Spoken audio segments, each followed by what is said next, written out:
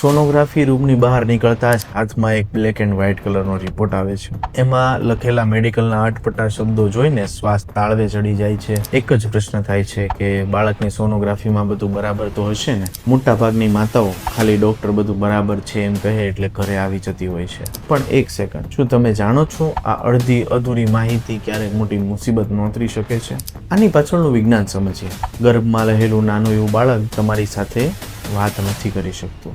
આ અલ્ટ્રાસાઉન્ડ જ એનો એકમાત્ર અવાજ છે. બાળકના હૃદયનો વિકાસ, એની આસપાસ રહેલું પાણી, તેમજ મેલી અથવા તો પ્લેસેન્ટા, આ બધી વસ્તુઓ ગર્ભાશયની અંદર ખૂબ જ ઝડપથી વિકાસ પામી રહી હોય છે. જો પ્લેસેન્ટા ભૂલથી પણ નીચેની તરફ આવી જાય અથવા તો બાળકની આસપાસનો પાણીનો ભાગ સુકાવા લાગે તો બાળકને મળતો ખોરાક તથા ઓક્સિજનનું પ્રમાણ ઘટી જાય છે. આ રિપોર્ટ એ એકમાત્ર કાગળ નહીં પરંતુ તમારા બાળકની લાઇફલાઇન છે. એટલે જ રિપોર્ટ હાથમાં આવતા ડોક્ટરને આ 5 સવાલો અચૂકથી પૂછો. પહેલું, બાળકના ધબકારા. બાળકની હાર્ટબીટ એ નોર્મલ રેન્જમાં તો છે ને? બીજું, બાળકની આસપાસ પાણી. બાળકની આસપાસ પાણી હોવું જોઈએ એ પ્રમાણમાં છે ને? વધારે કે ઓછું તો નથી ને? ત્રીજું, મેલીનો ભાગ. મેલીનો ભાગ બરાબર વિકાસ પામે છે અને ધીમે ધીમે ઉપરની સાઈડ ખસે છે કે કેમ? ચોથું, બાળકનો ગ્રોથ. બાળકનો વજન અથવા તો અંગોનો વિકાસ એ પ્રેગ્નન્સીના અઠવાડિયાઓ પ્રમાણે બરાબર છે કે નહીં? અને 5, મારી સાવચેત. આ રિપોર્ટ મુજબ મારે મારા ડાયટમાં, સીડી ચડવા ઉતરવામાં અથવા તો જીવનમાં કોઈ ફેરફાર કરવાની જરૂરિયાત છે